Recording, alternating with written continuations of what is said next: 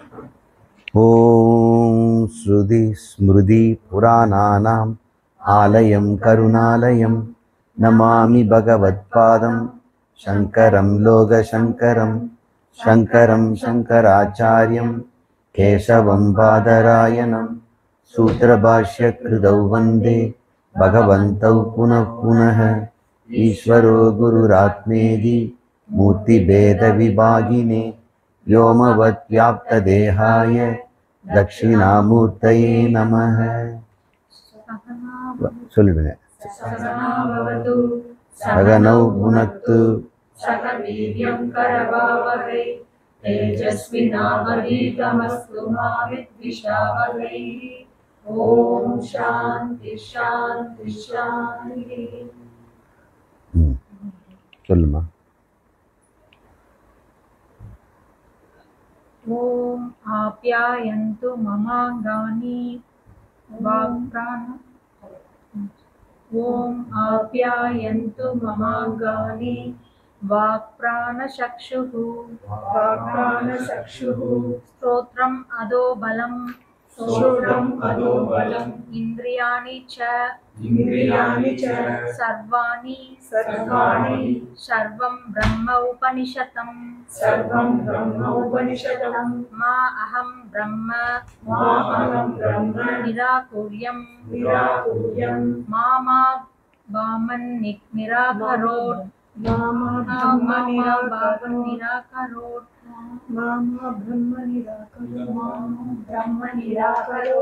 அனிராகரணம் அஸ்து அனிராகரணம் மே அஸ்து தத்மா அவதி நிராதேயா உபனிஷத்சு தர்மாஹ ते मया सन्तु ओम शांति शांति शांति. ओम शांति शांति शांति. இன்று நாம் மகோபனிஷத் அப்படிங்கிறது சாம வேதத்தில் வரக்கூடியது. இந்த உபனிஷத்தினுடைய மந்திரத்தை நம்ம பார்த்தோம், சாந்தி மந்திரம். இதில் 5 அத்தியாயங்கள் இருக்குது.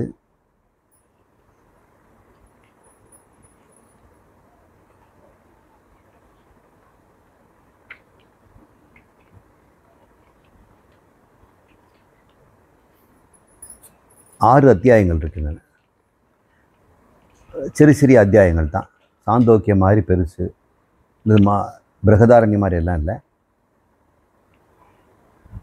இதுவும் சாம வேதத்தில் இருந்தாலும் மந்திர ரூபமாக இல்லாமல் பிராமணியக ரூபமாக இருக்கிறது. ஒரு கதையை அது சொல்லுது. இந்த கதையில்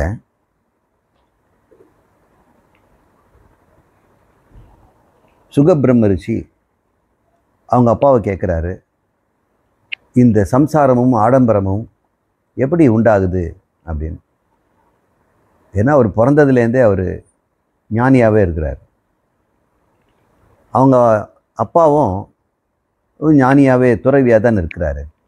இருந்தாலும் அவருக்கு இதை பற்றி நம்மலாம் அதிகமாக பேச தெரியாது. சம்சாரம் ஆடம்பரம்லாம் எனக்கு எப்படி தெரியும், நீ எதுக்கும் நீ பூமிக்கு போ. ஏன்னா அவர் மேருல இருக்கிறார். மேரு மலையில் இருக்கக்கூடியவர் பூபாலனாகிய ஜனக மகாராஜ இருக்கிறார். அவரிடம் நீ கேட்டினா அவர் சொல்லுவார்.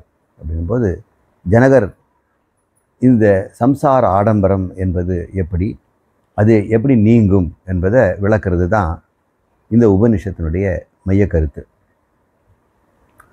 பந்தமும் மோட்சமும் பற்றி சொல்லுது. இது 2வது அத்தியாயத்தில் வருது. ஆனால் முதல் அத்தியாயத்தில் சிருஷ்டியை பற்றி ஒரு சின்ன கதையை அது சொல்லுது. இங்கே சிருஷ்டிகர்த்தா ஈஸ்வரனுக்கு நாராயணன்னு பேர். நாராயணன் என்று சொல்லக்கூடிய அந்த ஈஸ்வரன் அல்லது பிரம்மம், ஈஸ்வரன் பிரம்மம் ரெண்டும் ஒன்று தான். அவ்யக்தமாக இருக்கும் பொழுது அதை பிரம்மங்கிறோம், வியக்தமாக இருக்கும் பொழுது அவரை ஈஸ்வரன் சொல்கிறோம். அவ்யக்தத்திலையும் வியக்தத்திலையும் பிரம்மம் மாயோடு பிரிஞ்சதே இல்லை. இந்த மாயை நீங்கிய ஒரு பிரம்மம்னு எங்கேயுமே இல்லை, எப்பவுமே அது இருக்கிறது. அப்படி இருக்கும்போது குணரீதியான மாயை உடைய பிரம்மத்தை ஏன் நிர்குணம்னு சொல்லணும்? சகுன பிரம்மம் தானே எப்பவுமே இருக்குது. இந்த குணம் வியக்தமாக இருக்கலாம், அவ்வியக்தமாக இருக்கலாம். எப்பொழுதுமே பிரம்மம் சகுனத்தோடு தானே இருக்குது, குணங்களோடு தானே இருக்குது. அதனால் விசிஷ்டாத்வைதம் நிர்குண பிரம்மத்தை எடுத்துக்கிறது இல்லை. ஏன்னா எப்பொழுதுமே அப்படி ஒரு பிரம்மம் இல்லை. மாயை புதுசாக உண்டு பண்ணுறதும் கிடையாது. மாயை இல்லாமல் நான் சுத்தமாக இருக்கிறேன்னா அது சொல்கிறது இல்லை. அப்புறம் எதுக்கு நீங்கள் அத்வைதம்னு சொல்கிறீங்க? இது பார்த்தா துவைதம் மாதிரி தானே இருக்குது, இல்லை விசிஷ்டாத்வைதம் மாதிரி தானே இருக்குது அப்படின்னு சொன்னோம்னா நம்ம மாயை இல்லைன்னு சொல்லலை. அது அவ்யக்தம் வியக்தங்கிறதே நம்ம மறுக்கலை. ஆனால் அதனுடைய உண்மைத்தன்மையை பற்றி தான் நம்ம பேசுகிறோம். அது எப்படிப்பட்ட இருப்பு? பிரம்மம் மட்டும்தான் இருக்கிறது. இது இருக்குதான்னு கேட்டோம்னா அது என்னன்னு சொல்ல முடியும்? பிரம்மத்தை கேட்டோம்னா அப்படி என்கிட்ட ஒன்று இருக்கிற மாதிரி தெரியலையே அப்படின்னு தான் சொல்லும். அப்போ அவருடைய பார்வையில் அது இல்லை. இப்போ பிரம்மத்துக்கு பற்றி தான் நம்ம பேசுகிறோம். பிரம்மம் நீ சகுனமாக நிர்குணமானு கேட்டால் என்ன சொல்லும்? நான் நிர்குணம் தான் சொல்லும். எனக்கு குணம்னா என்னது அப்படின்னு கேட்கும். என்னிடம் குணமே இல்லை. ஒருவேளை நம்ம மாயையோடு கூடியவர்களாக தான் இருக்கும், வியக்தம் அவ்வியக்தம்னு சொன்னால் மோட்சம்ங்கிறது சித்திக்காதே. இப்போ அகங்காரம் எப்பவுமே சிக்கி கிடக்கும். நம்ம எப்பவுமே மாயையோடு கூடியவர் தான். இது இந்த மோட்சங்கிறது மறைஞ்சிருக்கிற மாயை. அப்புறம் என்னைக்கா ஒரு நாள் பொத்துக்கிட்டு வெளியே வந்துடும், சம்சாரம் வந்துடும். அப்புறம் மறுபடியும் யாராவது குருக்கிட்ட பிடிச்சி அதை அவ்வியக்தமாகணும். கொடையை மடிக்கிறதும் திறக்கிறதுமாக தான், பாயை விரிக்கிறதும் மூடுறதுமாகும், போர்வையை போத்திக்கிறது விளக்கிறதுமாக தான் நம்ம இருக்க முடியும். இல்லைன்னா அவ்வியக்தமான அந்த நிலையிலேயே நிரந்தரமாக அவரோடு இருந்துக்கலாம். இப்படி தான் அவங்க கற்பனையில் சொல்கிறாங்க. அப்படியெல்லாம் உபனிஷத்து எதுவுமே சொல்லலை. ஏன் அப்படி சொல்லாததை இவங்கெல்லாம் சொல்கிறாங்க? கூறாததை கூறுவது நியாயம் இல்லை இல்லையா? சரி, அது அவங்க பாடு. நமக்கு இன்றைக்கி இந்த மகா உபநிஷத்தில் எப்படி சிருஷ்டி சொல்லப்படுதுங்கிறத நாம் பார்ப்போம். மகா உபநிஷத்தை இனி கூறுவோம். ஆதியில் நாராயணர் ஒருவர் மட்டுமே இருந்தார். பிரம்மா இல்லை, ஈசானவர் இல்லை, நீர் இல்லை, நெருப்பில்லை, சோமன் இல்லை, இந்த ஆகாயமும் பிருத்திவியும் இல்லை, நட்சத்திரங்கள் இல்லை, சூரியன் இல்லை, சந்திரன் இல்லை அப்படின்னு ஒரு ஸ்டேட்மெண்ட். இது எப்படி இருக்கும்? அதாதோ மகா உபனிஷதம் வியாக்கியாஸ்யாமஹ ததாஹு ஏகோ ஹ வை நாராயண ஆசீத் ந பிரம்மா ந ஈசானோ ந ஆபஹ ந அக்னிர் நமே தியவா பிருத்திவி ந நட்சத்திராணி ந சூரியோ ந சந்திரஹ அப்படின்னு ஒரு வாக்கியம் முடியும். இனிமேல் மகா உபனிஷத்தை நாம் சொல்ல துவங்குவோம் அப்படின்னு யாரோ சொல்கிறாங்க. ரிஷி சொல்லியிருக்கிறார். வியாக்கியாமக அப்படின்னா நான் சொல்ல இருக்கிறேன், விளக்கே சொல்ல இருக்கிறேன். ஏகோஹை நாராயண ஆசித், ஒருவராகவே தனியாக தன்னந்தனியாக நாராயணர் மட்டும் இருந்தார். சத்யேவ சௌமிய அப்படின்னு சொல்லுது இல்லையா? அக்ர ஆசித், முன்பு சத்து மட்டும்தான் இருந்தது அப்படின்னு சாந்தோக்கியம் சொல்லுது. இங்கே நாராயணர் மட்டும்தான் இருந்தார் அப்படின்னு சொல்லுது. பேர் சத்துக்கு பதில் நாராயணம். ஏகோஹ வை நாராயண ஆசித்து.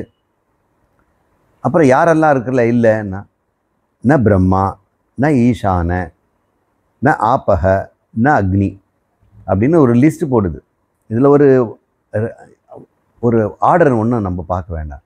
பிரம்மனும் இல்லை, இறைவனும் இல்லை, ஈஸ்வரனும் இல்லை, தண்ணீரும் இல்லை, நட்சத்திரங்கள் இல்லை, ந அக்னி நெருப்பும் இல்லை. அதுக்கப்புறம் வானமண்டலம் இல்லை, சொர்க்கமும் இல்லை, ஆகாயமும் இல்லை, பிருத்திவியும் இல்லை, நட்சத்திராணி நட்சத்திரங்களும் இல்லை, சூரியனும் இல்லை, சந்திரனும் இல்லை. நீங்கள் ஒரு புத்திசாலியாக இருந்தால் இப்படி எழுதுவீங்களா? ஆகாயம் இல்லைன்னு சொன்னபோது நட்சத்திரம் இல்லைன்னு நம்ம சொல்ல வேண்டியது இல்லவே இல்லை. நட்சத்திரம் இல்லைன்னு சொன்னால் சூரியன் இல்லைன்னு நமக்கு தெரியும். நட்சத்திரம் சூரியன்லாம் ஒன்று தான். இப்போ சூரியன் இல்லைன்னா அப்புறம் சந்திரன் இல்லைன்னு நீங்கள் சொல்லி தான் ஆகணுமா? ஏதும் இல்லைன்னு ஒரு வார்த்தையில் சொல்லியிருக்கலாம். இருந்தாலும் குழந்தைங்களுக்கு அத்தியாரோபம் பண்ணணும். இது இல்லைன்னு சொன்னோன்னா அது இருக்குமே அப்படின்னு அவங்க நினச்சிக்குவாங்க. அவ்வளோ சயின்ஸ் தெரியாது இல்லை. சூரியன் இல்லைன்னா சந்திரன் இருக்க முடியாது. ஆகாயம் இல்லைன்னா தண்ணிக்கு எங்கே வேலை அப்புறம் இருக்குது. அப்படின்னா எப்படிப்பட்டவங்க அந்த உபனிஷத்தை கேட்டிருக்காங்க பாருங்கள். அவங்களுக்கு கூட உபனிஷத்து பாடம் எடுக்குது. நம்ம எவ்வளோ இம்ப்ரூவ் ஆகிட்டோம். உபனிஷத்து நம்ம மேலே ஒரு பரங்கருணையை காட்டுது. மேதாவிகளுக்கு மட்டும் நினச்சிக்க வேண்டாம். கஞ்சியும் கூழையும் குடிக்கிற மாடு மேய்க்கிறவனுக்கு கூட இது சொல்லி தான் ஆகணும். நல்ல அதிகாரி அது முக்கியம் வைக்கல பாருங்கள். நீங்கள் சயின்ஸ்லாம் படிச்சுட்டு ஃபைனலுக்கு மட்டும் எங்கிட்ட வராதிங்க அப்படின்னா சொல்லலையே. அதனுடைய அதை நமக்கு ஒரு ஒரு வாஞ்சையோட எவ்வளோ அழகாக லிஸ்ட்டை போட்டு நமக்கு அது சொல்லி தெரிந்து பாருங்கள். அப்படி தான் எனக்கு தோணுச்சு. நம்ம குழந்தைங்களுக்கு அப்படி தான் பாடம் எடுக்கிறோம். சரி, இப்போ என்ன? நாராயணர் மட்டும் இருந்தார். சக ஏகாக்கி ந ரமதே. அவர் சக ஏகாக்கி தன்னந்தனியாக இருக்கிறார். ஏகாக்கின்னா தன்னந்தனியாக இருக்கிறாரு. ந ரமதே ஒரு மகிழ்ச்சி இல்லாமல் இருக்கிறார். ரமத்தேன்னா மகிழ்ச்சி, ரமத்தேன்னா மகிழ்ச்சி, ரமித்தல். ந ரமத்தே ஒரு மகிழ்ச்சி இல்லாமல் இருக்கிறார். ரொம்ப போர் அடிக்குது. நீங்கள் நினச்சி பாருங்கள். சரீரம் இல்லைன்னா, அதுவும் சரீரத்தில் இருந்து பழகினவனுக்கு அவன் துறவி ஆயிட்டான். சரீரமில் இருந்து அதெல்லாம் என்னென்னவோ பண்ணவன் அது இல்லாத போது அதெல்லாம் நினச்சி வருந்துவான்ல. எப்படி நம்மெல்லாம் ஒரு கிரவுண்டுக்கு போகிறோம், அங்கே போனால் ஊன்னு சத்தெல்லாம் கேட்குது. தொலைவில் ஒரு பந்தை போட்டு 11 பேர் உதன்னு உதைக்கிறாங்க. நல்லா சாக்ஸ் போட்டிருக்காங்க, ஸ்பைக் ஷூ போட்டுருக்குறாங்க, பனியன் போட்டுட்ருக்குறாங்க. அப்படி சத்தம் போடுறாங்க. பந்து அந்த உதைக்கும் போது உஷ்ன்னு ஒரு சவுண்டு அப்படியே ஆகாயத்தில் அப்படியே பறந்து அந்த பக்கம் வருது. ஒருத்தன் அதை ஹெட்டிங் பண்ணி அதை ட்ராப் பண்ணுறாரு. இதெல்லாம் பார்க்கும்பொழுது வயசானவங்க போய் என்ன பண்ணுவான்? அந்த பழைய நினைப்பில் அப்படியே இந்த தனிமை அவனுக்கு கொல்லுது இல்லை. இவரும் சிருஷ்டி பண்ணார், பண்ணி எல்லாம் முடிச்சு அப்புறம் பிரளயமாகி ஓஞ்சி அமைதியாச்சு. அப்படியே படுத்துட்ருக்கிறாரு. சும்மா இருக்க முடியல. மறுபடியும் ஆரம்பிப்போம். நிச்சயமாக நீங்கள் அப்படி தான் செய்வீங்க. நீங்கள் பிரம்மமாக இருந்தால் எனக்கு அப்படி தான் தோணுச்சு. எல்லாத்தையும் பாடெல்லாம் முடித்த பிறகு சமையல்லாம் பண்ணிவிட்டு அம்மா எல்லாம் ரெஸ்ட் எடுத்த பிறகு கொஞ்ச நேரம் படுப்பாங்க. சும்மா இருக்க மாட்டாங்க. டிக்குன்னு எழுந்துருவாங்க. அப்புறம் பக்கத்தில் இப்போ தான் வேலை செய்து முடிச்சு படுங்களேன்னு, சும்மா இருக்க முடியல அப்படின்னு சொல்லி மறுபடியும் பாத்திரத்தெல்லாம் நிமித்தி வைப்பாங்க. கவுத்து வச்சு ஈரம் போனதெல்லாம். நம்ம பிரம்மமும் அப்படி தான் போல இருக்கு. ஏகாக்கி பவதி. அவர் தனிமையாக இருந்தார். அவர் நமக்கு அப்படி சொன்னால் தான் கடவுளை நம்மளுக்கும் பக்கமாக இருக்கிறாரு, நம்மளை போல தான் வரும். நம்ம கடவுளாகிறது ஒன்றும் பெரிய கஷ்டம் இல்லை. அப்படி ஆனாலும் பிரச்சனை இல்லை. நமக்கு ஒரு குஷி வேணும்னா ஒரு சிருஷ்டி பண்ணிக்கலாம்ல. நீங்கள் விதேக முக்தி ஆகி பிரம்ம ஆகிட்டிங்கன்னா, ஐயோ ஏற்கனவே ஒரு பிரம்மம் இதெல்லாம் பண்ணிகிட்ருக்கிறான், நாம் ஒரு தேவையில்லாத ஒரு ஆளாக அங்கே போய் பிரம்மம் நினச்சிட்டு இருந்தோம்னா அவன் வேறு நம்மளை கிட்ட பாப்பா, நீ எதுக்கு இங்கே வந்திருக்கிற, எனக்கு தான் 1000 வேலை இருக்குதுன்னு. அப்புறம் கூட நம்ம ஒரு துவைத பாவனையில் நான் வேறு அது வேறு. ஒரு வேளை அப்படி நம்ம பிரம்மம் ஆகிட்டு ஒன்றுமே இல்லாமல் இருந்தால் என்ன ஆகும்? அடடா, அந்த பிரம்மம் நமக்கு வேண்டாம், மோட்சம் நமக்கு வேண்டாம் அப்படின்னு கூட சில சமயத்தில் உங்களுக்கு ஒரு சின்ன பயம் வரலாம். எதுக்கும் சரீரத்தில் இருந்துக்கலாம். அல்லது தேவ சரீரமாக அது சத்தியலோகத்திலேயாவது இருக்கலாம். அதெல்லாம் கொஞ்சம் என்ஜாய் பண்ணிட்டு இருக்கலாம். ஒரு கவலையும் இல்லை. அவங்கெல்லாம் சிருஷ்டிக்குள்ளே இருக்கிறாங்க. நீங்கள் சிருஷ்டி பண்ணிக்கிட்டே இருக்கலாம். நினச்சி பாருங்கள், உங்கள் சிருஷ்டி வந்து பூமியை பற்றி நீங்கள் சிருஷ்டி, உங்களுக்கு சிருஷ்டின்னா உங்கள் தெரு உங்கள் வீடுங்க தான் ஞாபகம் வருது. நீங்கள் பிரம்மமாக இருந்து பாருங்கள், சொர்க்கலோகம்லாம் எப்படிப்பட்டது, எப்படி சிருஷ்டின்னு அதை செய்து பாருங்கள். மிகப்பெரிய பிரிட்ஜுங்கெல்லாம் கட்டி முடிச்சுட்டு தூரத்துலேருந்து பார்த்தா எப்படி இருக்கும், என்னுடைய கட்டடம் எப்படி இருக்கு பாரு. ஒரு சமுத்திரத்தை அப்படியே ஃபுல்லாக நிரப்பிட்டு அப்படி பார்க்கும்பொழுது, நம்ம தண்ணி இல்லாத காலத்தில் தண்ணியெல்லாம் நிரப்பி வச்சு அப்படியே அந்த அண்டா குண்டாலாம் தண்ணி நிரம்பி இருக்கிறத பார்த்தா ஒரு மகிழ்ச்சியாக இருக்கும். அப்பா, ஒரு 10 நாளைக்கு தண்ணி பிரச்சனை இல்லை, நிறைய பிடிச்சி வச்சுட்டான். அதே மாதிரி அவர் பூமியில் ஒரு சமுத்திரம் நிரப்பி பார்க்குறாரு, ஒரு கவலையும் இல்லை, இன்றைக்கி அக்கச்சக்கமாக மீனை உள்ளே விட்டுடலாம் அப்படின்னு அவர் நினைக்கிறார். இந்த சிருஷ்டியை ஒரு ஒரு விளையாட்டு தானே, ஒரு லீலை தானே. அவர் என்ன கலைச்சா போகிறாரு, படைச்சி கலைச்சிட்டேன், இன்னும் கொஞ்சம் மீதி இருக்குது, 7வது லோகத்தை படைக்க வேண்டியிருக்குது அப்படின்னு.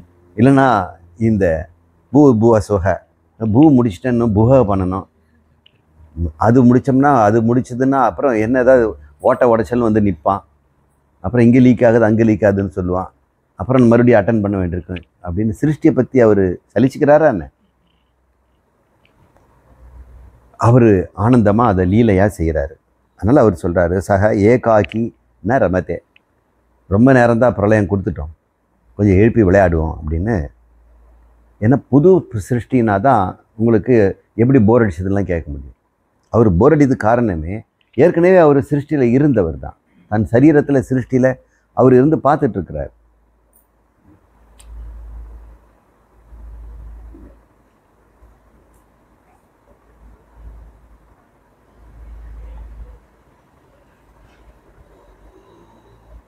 சஹ அந்யத் அகாமோ மனசா தியாயத, அவர் மனசால் தியானம் பண்ணி பார்க்குறார், என்னாவது ஒன்று செய்யலாம், இப்போ என்ன பண்ணலாம் அப்படின்னு. நீங்கள் கூட சில சமயத்தில் இப்படி கிச்சனில் போய் எனக்கு ஒன்று நின்றுடுவீங்க, இன்றைக்கி என்ன பண்ணலாம், உப்புமாவா, ஏன் உப்புமா, கிச்சடியே பண்ணிட்டேன், என்ன 2-3 காய்கறிகள்லாம் இருக்குது, சரி பண்ணிடலாம் அப்படின்னு ஒரு யோசனை. அப்போ அந்த யோசனை பண்ணுறது பேர் தியாயத்தை. அவர் இன்னொன்று பார்க்க முடியாதனால தன் மனதை கொண்டு அவர் சிந்திக்கிறார், என்ன தான் பண்ணலாம் அப்படின்னு. மனசா அத்தியாயத்தக ஒன்று போட்டுக்கிறாங்க, தியாயத்தக தஸ்ய தியாயாத், சொல்லுங்கள், தஸ்ய ஆனந்தக சத் தஸ்ய லலாடாத் திரியக்ஷக சூலபாணிஹி புருஷோ ஜாயத்தே. அப்படி ஒரு கண்ணை மூடி அப்படியே பார்க்குறார், தன்னையே பார்க்குறார், உடம்பை ஒன்று உண்டாக்கிக்கிறார், தனக்கு ஒரு உடம்பு அப்படியே அவர் கண் முன்னாடி தோன்றுதான். தஸ்ய தியானாத், அந்த ஆனந்தத்தில் ஒரு தியானம் பண்ணுறார், அவர் இன்னும் வெறுப்பில் எல்லாம் பண்ணல, ஒரு ஆனந்தத்தில் ஒரு தியானாத். சஸ்ய லலாடாத், அவருடைய நெற்றியிலிருந்து, இன்னும் அவருக்கு உண்மையிலே சரீரம் இல்லை, இருந்தாலும் அவர் எண்ணம் எங்கென்று தோன்றும், இப்படி தான் நினச்சி பார்க்குறாங்க. அப்படி இப்படி பரதநாட்டியத்தில் கூட நினச்சி பார்க்குறது இப்படி தான் நினச்சிப்பாங்க.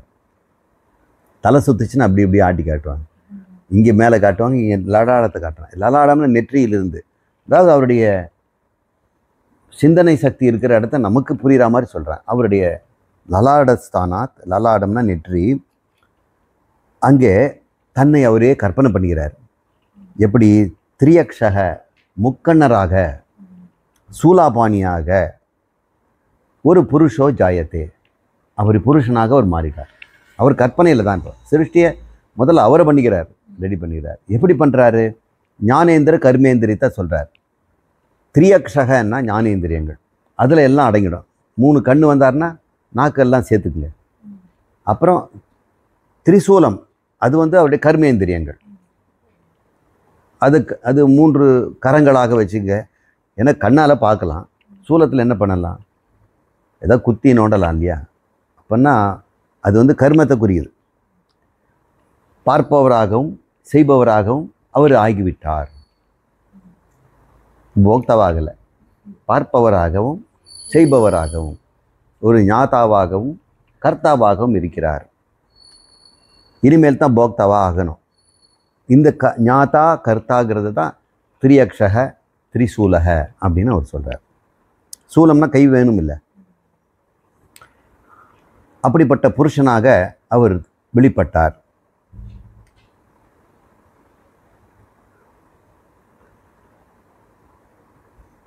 யசக சத்யம் பிரம்மச்சரியம் தபோ வைராக்கியம் மனஹ ஐஸ்வர்யம் சப்ரணவா வியாக்ருதயः ருக்கு யஜுஸ் சாமா அதர்வன அங்கிரசக சர்வாணி சந்தாம்சி தாம் அங்கே சமாஸ்ரிதானி.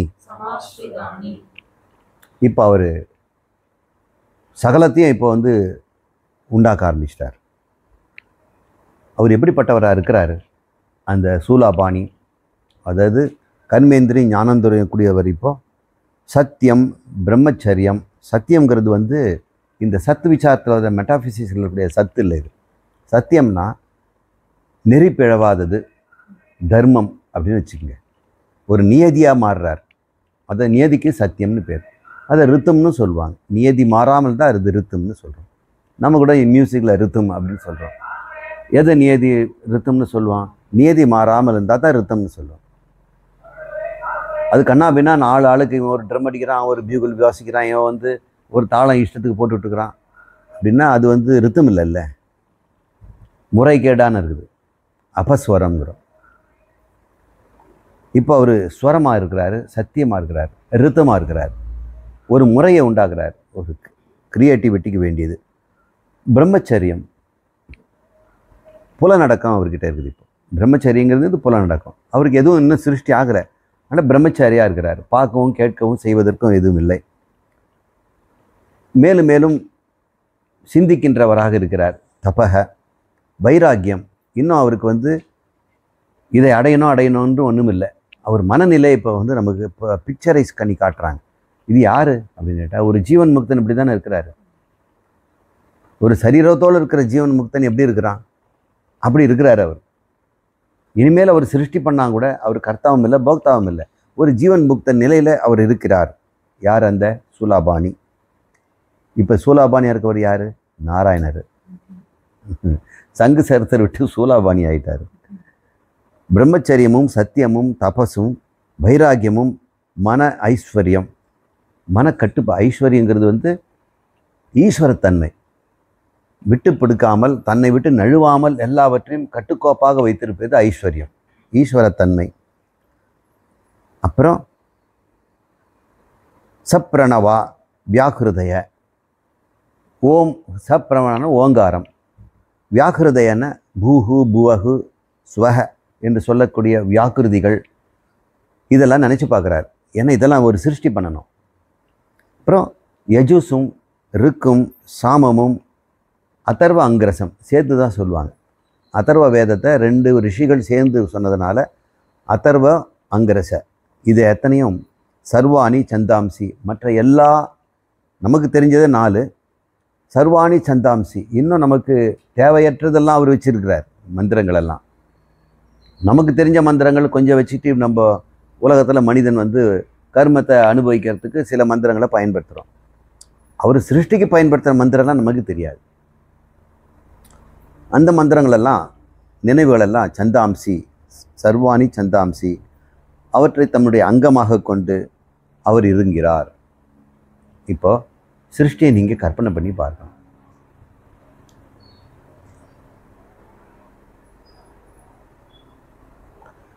ஆகவே அவருக்கு ஈசானம் என்றும் மகாதேவன் என்றும் மகாதேவக என்றும் நாம் அழைக்கிறோம். தஸ்மாத் சொல்லுங்க. தஸ்மாத் ஈசானோ மகாதேவோ மகாதேவக என்று. அதனால தான் அவருக்கு மகா ஈசன் என்றும் மகாதேவர் என்றும் மகாதேவர் என்றும் பெரிய தேவர் என்றும் 2 இடத்துல தேவதேவன் வருது. ஒன்று மிக பெரியவர், இன்னொன்று மகத்து மிக்கவர் என்றும் நாம் அவரை பலவாறு அழைக்கிறோம் அப்படின்னு முதல் மந்திரம் நமக்கு இதோடு நிறைவாயிரு. இதில் நம்ம என்ன தெரிஞ்சுக்கிறோன்னா, சிருஷ்டி என்பது என்ன, பிரளயத்தில் பிரம்மம் எப்படி இருக்கும், ஜீவன் முக்தன் எப்படி இருப்பான், விதே முக்தியில் எப்படி இருப்பான். உங்களுக்கு கிடைச்சதா? இந்த உபனிஷத்து எப்பவுமே படற்கையில் பார்க்கக்கூடாது, பரோட்சத்தோடு நம்ம பார்க்கக்கூடாது, நம்ம அனுபவிக்கணும். நாம் பிரம்மமாக இருந்து இந்த கதையை பேர பிள்ளைக்கு சொன்னேன்னா, தாத்தா நீங்கள் தானே பிரம்மம், நீங்கள் எப்படியெல்லாம் சிருஷ்டி பண்ணீங்க, எங்களெல்லாம் எப்படி உண்டாக்குனீங்க, கொஞ்சம் சொல்லுங்கப்பா தாத்தா அப்படின்னும்போது, அப்படியாடா வாடா பேர குழந்தை அப்படி உட்காரு, நான் வந்து எல்லாம் பிரளயமாகி முடிஞ்சு போச்சா, ஒன்றும் காணோம், எனக்கு ரொம்ப சலிப்பாக இருந்து போர் அடிச்சுது, ஆனந்தமாக தான் இருக்கிறேன், இருந்தாலும் ஏதாவது செய்வோமே, நம்மளால் தான் முடியுமே, நம்மக்கிட்ட ஒரு மாயா சக்தி இருக்குது அப்படின்னு எனக்கு தோணுச்சு. அதனால் உடனடியாக நான் ரமத்தேன்னு சொல்லு, ஒரு சக்தியை வச்சுட்டு சும்மா இருந்தேன் அப்படிங்க. உங்கள்கிட்ட ஒரு சுத்தியை கட்டு கொடுத்துட்டு ஆணியை கொடுத்துட்டு சும்மா இருப்பீங்களா? நீங்கள் மட்டும் தனியாக இருக்கிறீங்க. பலகை வேற குடிச்சிரு, இருக்கிற ஆணியை எல்லாம் வரிசையாக அடிக்கிறதே தொழிலாயிடும். அது நச்சு நச்சுன்னு உள்ளே போகிறதே ஒரு ஆனந்தமான ஒரு செயல். பெண் பிள்ளைக்கு தெரியாமல் இருக்கலாம், எங்களுக்கு அதெல்லாம் ரொம்ப ஆனந்தம். ஆணியை பிடுங்கிறதும் அடிக்கிறதும் டைட்டு வைக்கிறதும் லூஸ் பண்ணுறதும் ஏதாவது செய்வோம். மெக்கானிக்ஸ்னு ஒரு செட்டு இருக்கும், அதில் தகடுகள்லாம் ஓட்ட ஓட்டையாக இருக்கும், சின்ன சின்ன குட்டி குட்டி நட்டுங்க, ஒரு ஸ்பேனரு, அப்புறம் புள்ளி இதெல்லாம் கொடுத்துட்டோன்னா அதை வச்சுக்கிட்டு இதையாவது செய்யறது கொணலாக. அப்புறம் அப்பா வந்து கையை அறுத்துக்காமல் செய்துக்க அப்படின்னு சொல்லிட்டு மட்டும் போயிடுவார். இப்போது அந்த மாதிரி தான்டா நான் வந்து என்ன பண்ணலான்னு யோசனை பண்ணேன்.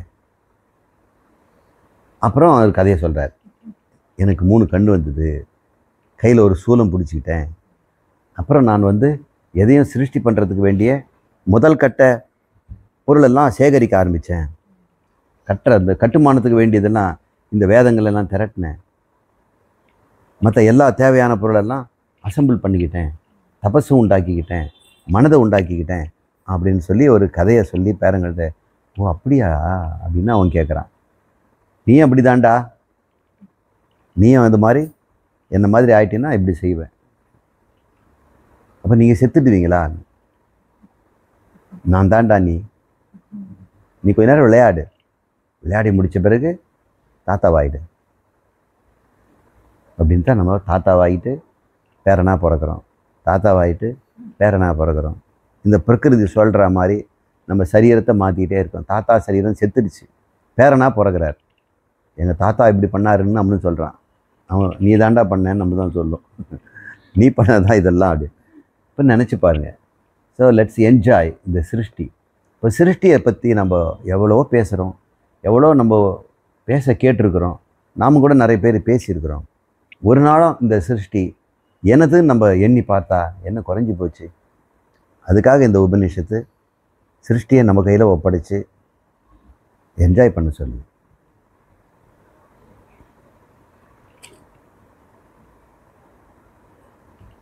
மறுபடியும் பார்ப்போம். மீண்டும் நாராயணர் மற்றொரு விரும்பி மனதால் தியானித்தார். இப்போ சூலபாணியை உண்டாக்குனார், இன்னொருத்தரையும் பண்ணலாம் அப்படின்னு அவர் யோசிக்கிறார். அவர் அப்படி தியானிக்கையில் அவருடைய நெற்றியிலிருந்து வியர்வை விழிந்தது. அதுவே எங்கும் பரந்த நீராயிற்று. அதிலிருந்து தேஜோமயமான பொன் போன்ற பிரம்மாண்டம் தோன்றிற்று.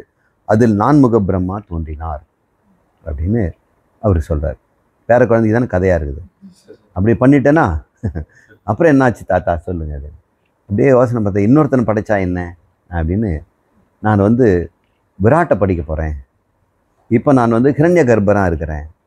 இப்போ எனக்கு இன்னும் கெட்டியான ஒரு உடம்போட கெட்டியான புலன்களோட நடமாட்டமாக இருக்கணும். சும்மா அப்படி மனசில் திங்க் பண்ணிக்கிட்டு கற்பனையாக நான் இருக்க விரும்பலை. நான் நிஜமாகவே அதை உண்டாக்கி அதில் உருண்டு அருண்டு ஓடி விளையாடணும் ஆசைப்பட்டேன் அப்படின்னு சொல்லி தன் நெத்தியிலேருந்து ஒரு வேர்வை எடுத்து சமுத்திரமாக்குனாராம் அப்படின்னு அவர் சொல்கிறார். அவனுக்கு எப்படி சொன்னால் சுவாரஸ்யமாக இருக்குது அப்படி சொல்கிறார். நீங்கள் ரொம்ப சயின்டிஃபிக்காலாம் பார்க்கக்கூடாது. அதிலிருந்து தேஜோமயமான பொன் போன்ற பிரம்மாண்டம் உண்டாச்சான். அப்போ நீர்லேருந்து பிருத்திவி அக்னி எல்லாம் உண்டாச்சு. அதில் 4முக பிரம்மா, அவர் விராட். இவர் வந்து விராட். இது வரைக்கும் நம்ம பார்த்தது இரண்யகர்பன். இரண்யகர்பன் இப்போ விராட்டாக மாறியிருக்கிறார். இவ்வாறு இந்த பிரபஞ்சம் தோன்றியது அப்படின்னு ஒரு கதையை சொல்லுது. அதையை நம்ம மந்திரமாக பார்த்துறோம். அத்தக புனர்யேவ நாராயணக சக அந்யத் காமோ மனசா அத்தியாயதக. அந்த நாராயணன் புனரேவ மீண்டும் மறுபடியும் நம்ம இன்னும் கொஞ்சம் கற்பனையாக தான் இருக்கிறோம், நிஜமாகவே ஆக்கிடும், ஒரு விர்ச்சுவல் ரியாலிட்டியை உண்டாக்கிடலாம். இப்போ வந்து வெறும் கற்பனையில் இருக்கிறோன்னு அந்த ரியாலிட்டியை அவர் பண்ணுறார்.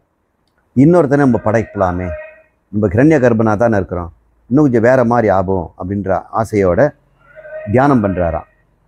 மனசா அத்தியாயத்தக. தஸ்ய அத்தியாயாத் சத்யஸ்ய லலாராத் ஸ்வேதோ அபதத் தா இமாஹ பிரததா ஆபஹ ததஹ தேஜோ ஹிரண்யம் அண்டம் தத்ர பிரம்மா சதுர்முகோ அஜாயதக. இப்போ நீங்கள் சொல்லும்போதே நீங்கள் கதையை புரிஞ்சிருப்பீங்க. மீண்டும் அவர் திக்கிறார்.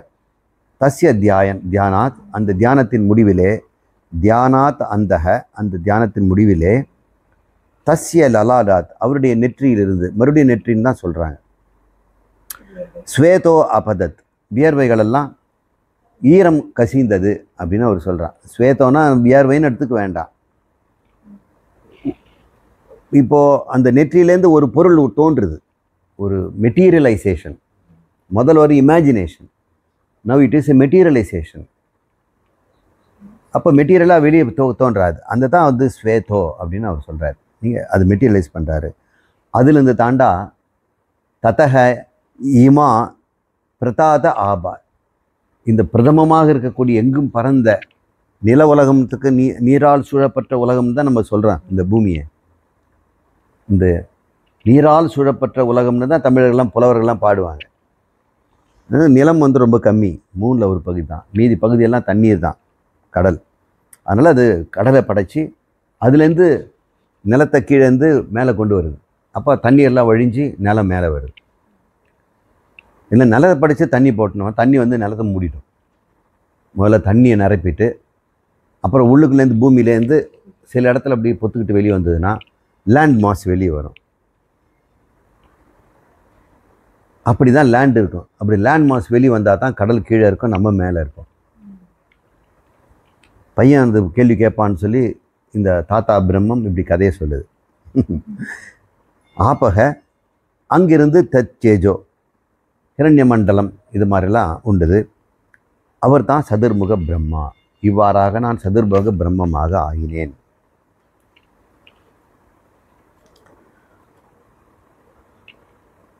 பரமபுருஷராகிய நாராயணரே, இவ்வுலக அனைத்தையும் அவராலேயே உலகம் பிழைத்திருக்கிறது. பரமபுருஷன் நாராயணரே இவ்வுலகம் அனைத்தும். இப்போ நீங்கள் பார்க்குற இந்த உலகம் எல்லாமே நாராயணன் தான். அவர் தான் இப்படி தன்னை மாற்றிக்கொண்டார்.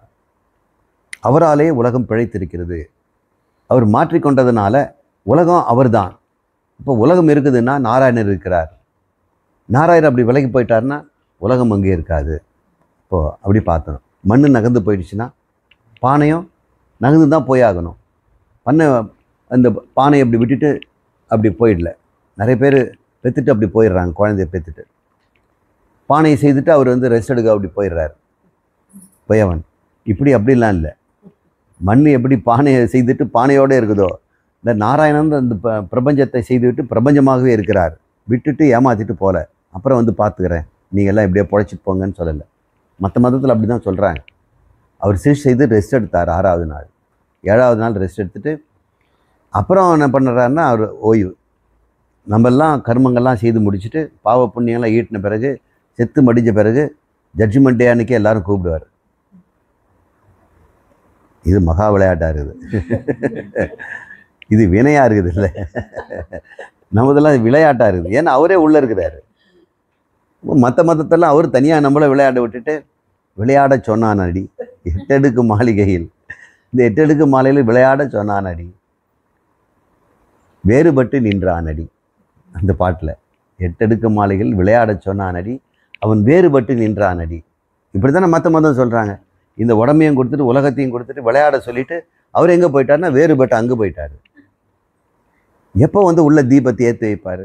இப்படிலாம் அப்படியெல்லாம் இல்லைங்க. இல்லை, சாட்சாத் நாராயணன் தான் நாம் எல்லாம். அப்படி உங்களுடைய உடம்புக்குள்ள இதயம் தாமரை மட்டு போல பிரகாசித்து தொங்குகிறது. இப்போ நம்ம மகனே, பேர குழந்தை, இப்போ பாருடா, உடம்புக்குள்ள எல்லாமும் நாராயணன் ஆயிட்டார் இல்லையா? உங்ககிட்டையும் இருக்கிறார். அவர் எப்படி இருக்கிறார்? இதயத்தில் தாமரை மொட்டு போல் ஒன்று தொங்குது. இப்படி தொங்கு தாமம்னு சொல்லுவாங்க. நீங்கள் கோயிலில் தூணெல்லாம் பார்த்தோம்னா தூணுக்கு 4 பக்கம் அப்படி தாமரை மாதிரி தொங்கும். அல்லது வாழையினுடைய தார்லேருந்து அந்த பூ தொங்குது, அந்த மாதிரி தொங்கும். இதே மாதிரி இவனுடைய நெஞ்சிலே ஒன்று தொங்குது. அப்போ நம்ம ஃபிசிக்கலாக பார்த்தா கூட இந்த மகாதமனி அப்படின்னு சொல்கிறோம்ல, சுப்பீரியர் வேணாக்கேவா, அப்புறம் இன்ஃபீரியர் வேணாக்காவா அப்படின்னு உடம்புலேருந்து கிட்டத்தட்ட கட்டை விரல் 1.5 கட்டை விரல் திக்னஸுக்கு ஒரு குழா அப்படி பிடிச்சிட்டு மாங்காய் மாதிரி நம்ம இதயம் தொங்குது. அப்போ நீங்கள் பார்த்தீங்கன்னா 2 பெரிய குழா ஒன்றா சேர்ந்து மேலே இருக்கக்கூடிய ஆரிக்குள்ள உள்ளே நுழைஞ்சு அப்புறம் வென்ட்ரிக்குள்ள அது போகுது. பார்த்தா கிட்டத்தட்ட அந்த மாங்காய் மாதிரி தான் இருக்குது. சூக்ஷ்ம சரீரம் அப்படி தானே இருக்கும். ஏன்னா அதன் அடிப்படையில் தானே எல்லாம் செய்கிறாங்க. இப்போ நமக்கு மாங்காய் எப்படி தொங்குதுன்னா ஆடு மாடுக்கும் இருக்க தான் செய்யுது. அதுக்கு வேத்தாமல் இருக்கும். இதயம் தாமரை மொட்டு போல் பிரகாசித்து தொங்குகிறது. சூக்ஷ்ம சரீரத்தை சொல்கிறாரு. அதன் மத்தியில் அக்னி கொழுந்து மெல்லியதாக உள்ளது. அங்கே பிராணன் புசு புசுன்னு கிளம்பிக்கிட்டு எண்ணங்களையும் பிரஜானத்தையும் அது உண்டு பண்ணிக்கிட்டு இருக்குது.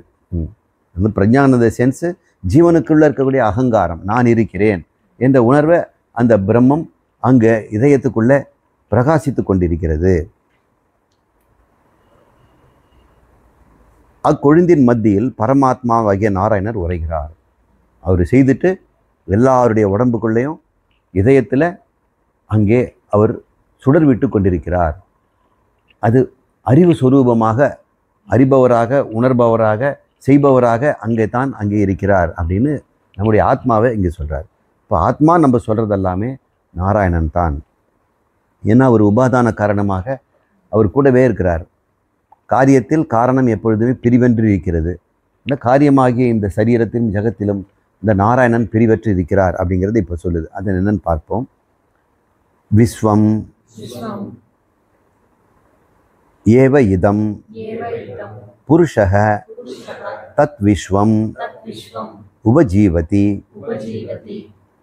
பத்மகோஷ பிரதீகாசம் லம்பத்யாகோஷ சன்னிபம் தஸ்ய மத்யே வன்னி சிகா அனிஹி ஊர்த்வா व्यवस्थिति तस्याः सिकायाः मध्ये परमात्मा व्यवस्थिता सह ब्रह्मा सह ईशानः स इन्द्रः सो अक्षरः परमः स्वराट.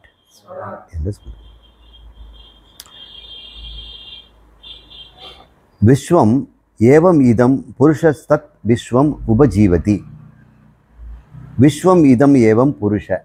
இங்கு நீ பார்க்கின்ற பேரனே, உன்னுடைய சரீரம், உங்கள் அம்மா அப்பா, உங்கள் வீடு வாசல், இந்த பூமி, வானம், ஆகாயம் எல்லாமே விஸ்வம்னு பேருடா.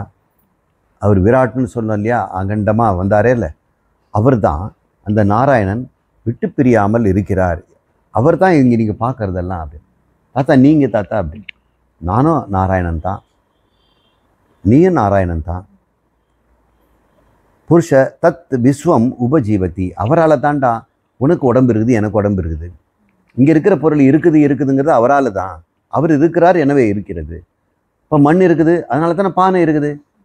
பானையில் மேலே பாரு, தொட்டு பாரு, அங்கே மண் இருக்குதா? இருக்குது தாத்தா. கீழே தொட்டு பாரு, தட்டி பாரு, அங்கே மண் இருக்குதா? இருக்குது. அப்போ பானை முழுக்க அவர் தான் இருக்கிறாரு. இப்போ பானைன்னு ஒன்று செய்துட்டு அவர் முழுக்க இருக்கிறாரா? என்ன தாத்தா சொல்கிறீங்க? பானையாக அவர் இருக்கிறார். இது கூட எனக்கு தெரியாதா? பானையில் எங்கும் உள்ளும் புறமும் மேலும் கீழும் மண்ணு தான் இருக்கிறது. அப்போ நாராயணன் எங்கே இருக்கிறாரு? எல்லா இடத்திலும் அவர் இருப்பதெல்லாம் நாராயணனே. இருப்பதெல்லாம் நாராயணனே, இல்லாததெல்லாம் நாராயணனே. அவங்ககிட்ட சிலதெல்லாம் இல்லாமல் இருக்கலாம். என்கிட்ட இது இல்லையே தாத்தா அப்படின்னா அதுவும் நாராயணன் தான். அது வேற எங்கேயோ இருக்கிறார். இருக்க போவதும் நாராயணனே, இருந்ததும் நாராயணனே, இருப்பதெல்லாம் நாராயணனே, இல்லாது போவதும் நாராயணனே. இங்கே எதுவுமே நாராயணனை தவிர சொல்கிறதுக்கு ஒன்றுமே இல்லை. சரி, விஸ்வம் இதம் புருஷக தத் விஸ்வம் உபஜீயதி. அவரால் தான், தத்துனா அதனால், விஸ்வம் உபஜீயதி வாழ்ந்து கொண்டு இருந்து கொண்டிருக்கிறது அப்படின்னு, இயங்கிக் கொண்டிருக்கிறது, நடமாடி கொண்டிருக்கிறது. அவர் இயக்கமும் அவரே. சத்தா ஸ்பூர்த்தி அப்படின்னு நம்ம ஒரு வார்த்தையில் நம்ம இதை சொல்லிடலாம். அப்புறம் சரி, அவர் இப்படி மண்ணாயிட்டாரா? இப்படி கல் மண் உடம்பு இப்படியெல்லாம் ஆயிட்டாரா அப்படின்னு? இல்லை, அவர் சிருஷ்டிக்கு முன்னாடி இப்படி இருந்தார். தான் மாத்திரமாக இருந்தார். சத்தியம் ஞானம் அனந்தமாக இருந்தார் இல்லையா? அந்த ஞானம்ன்ற சொல்லக்கூடிய, அந்த பிரஜானம் சொல்லக்கூடிய சைதன்யம் இருந்தது இல்லையா? அது இப்போ எங்கே இருக்குது தெரியுமா? கேள். பத்ம கோஷம் அப்படின்னு, பத்மம்னா தாமரை, கோஷம்னா ஒரு பானை அல்லது ஒரு கோஷம்னா ஒரு உரை. பலூன் ஊதுனாக்கா எப்படி அது ஒரு கோஷம் தானே. பத்ம கோஷம். ஊதிவிட்ட ஒரு தாமரை மொட்டு போல உன் மார்பிலே இருக்கிறார். பத்ம கோஷ பிரதிகாசம். அதுக்குள்ள ஒரு ஸ்பேஸ் இருக்கு. இந்த இதயத்தில், மாமிச இதயம்ல சூக்ஷ்மமாக அங்கே துடித்து கொண்டிருக்கிறது ஒரு இது. அந்த உதான வாயு அந்த கோஷத்தை துடிக்க வச்சுக்கிட்டே இருக்குது. கோஷவத் அப்படின்னு, கோஷம்னு இருக்கு, கோஷவத். இதில் வேறு இடத்துல நாடி பிராணில் நம்ம விரிவாக பார்த்துருக்குறோம். அதற்குள்ளே இருக்கக்கூடிய ஒரு ஆகாயம், ஒரு வெற்றிடம் இருக்கிறது. அது நம்ம தகர ஆகாயம்னு படிச்சிருக்கிறோம். தகரம்னா சிறியதுன்னு அர்த்தம். தகரன்னா சிறியது. பிரதிகாசம் லம்பத் ஆகாச சந்நிபம். லம்பம்னா தொங்கிக்கிட்டு இருக்குது. ஒரு காம்பில் அது தொங்கிக் கொண்டிருக்கிறது. அந்த ஆகாசம் சந்நிபம், அதுக்குள்ளே அந்த ஆகாசம் நிறைந்து கொண்டிருக்கிறது. தஸ்ய மத்தியே, அதன் மத்தியிலே, அந்த இதயத்தின் நடுவிலே, வன்னி ஒரு ஜுவாலை மிக நுட்பமாக இருக்குதான். அணியக ஊர்துவ, அது மேல் நோக்கி சுடர் விட்டு கொண்டு இருக்கிறது அப்படின்னு இதுக்கெல்லாம் இந்த மாதிரியான உபனிஷத்தெல்லாம் உருவகங்களை சொல்கிறதுனால தியானம் செய்வதற்காக, உபாசனார்த்தம். தன்னையே ஒருவன் உபாசனை பண்ணிக்கணும். நாராயணனாகவும் அன்னை பார்க்கணும். நானே என்னிடம் இந்த சரீரத்தில் இருப்பதாக பார்க்கணும். அபரோட்சமாகவும் பார்க்கணும், பரோட்சமாகவும் பார்க்கணும். பரோட்சத்திலேருந்து அபரோட்சத்துக்கும் போகணும். இவ்வாறு போகிறது தான் பரோட்சமாக பார்க்கும்போது தியானம் என்றும், அபரோட்சமாக பார்க்கும்போது சமாதி என்றும். தியானம் சமாதி, தியானம் சமாதி அப்படின்னு யார் ஒருவன் இருக்குதோ அதுதான் லேலாயதி இவ தியாயதி இவ. வெளியே செல்வதாகவும் பரோட்சமாக நாராயணனாகவும், நானே உள்ளே அதே ஒருவன் இதயத்தில் இருப்பதாகவும் ஒருவன் தியானம் செய்யணுங்கிறதுனால தியானத்துக்காக சொல்லப்பட்டது. நிதித்தியாசனத்தில் நீங்கள் செய்து பார்க்கலாம். இப்படி சொல்கிறாரு. தஸ்ய மத்தியே, அதன் மத்தியிலே, மேலே உச்சியிலே, அந்த இதயத்தின் மேலே, வன்னி அணி மிக நுட்பமாக, அணி என்றால் அணு போல மிக நுட்பமான பொருளாக, ஊர்துவா மேல் நோக்கி ஒரு விளக்கு எரிந்து கொண்டிருக்கிறது. அவ்வாறு விவஸ்திதக நாராயணன் இருந்து கொண்டிருக்கிறார். தஸ்ய சிகாய மத்தியே பரமாத்மா விவஸ்திதக. அந்த சூக்ஷ்மமான அந்த தீப ஒளியிலே கூட ஒளியாக பரமாத்மா இருந்து கொண்டிருக்கிறது. அப்படி விவஸ்திதினா இருந்து கொண்டிருக்கிறது அப்படின்னு ஒரு காட்சியை நமக்கு அது கொடுக்குது. அந்த உள்ளே இருக்கின்ற அந்த பரமாத்மா, அந்த சைதன்யம், அதுதான் பிரம்மா. சக பிரம்மா, சக ஈசானக, சக இந்திரக. அவன் தான் நம்ம வெளியெல்லாம் நீங்கள் சொல்கிறீங்க இல்லையா, இந்திரன், ஈசன், ருத்ரன், பிரம்மா, 4 தலை, இவங்க எல்லாருமே உன் மத்தியிலே தான் இருக்கிறாங்க. அப்படின்னு சொல்கிறாரு. அது அழிவற்றது, சக அக்ஷர பரம ஸ்வராட். ஸ்வராட்னா தன்னையே ஆள்கின்ற சாம்ராஜ்யம், ஞான சாம்ராஜ்யம். பரமக மிக மேலானது, அக்ஷரக அழியாதது, மாறாதது. இங்கே அக்ஷரங்கிறது நம்ம அழியாதுங்கிறத விட மாறாதது, இரண்டற்றது அப்படின்னு நம்ம எடுத்துக்கணும். இவ்வாறு இந்த முதல் அத்தியாயம் 3 அத்தியாயம் நம்ம முடிச்சிருக்கிறோம். இல்லை, முதல் அத்தியாயத்தில் 3 மந்திரங்களை நம்ம முடிச்சிருக்கிறோம். இப்போ 2வது அத்தியாயம் வரணும். நம்ம அடுத்த வாரம் நம்ம 2வது அத்தியாயத்தை பார்ப்போம்.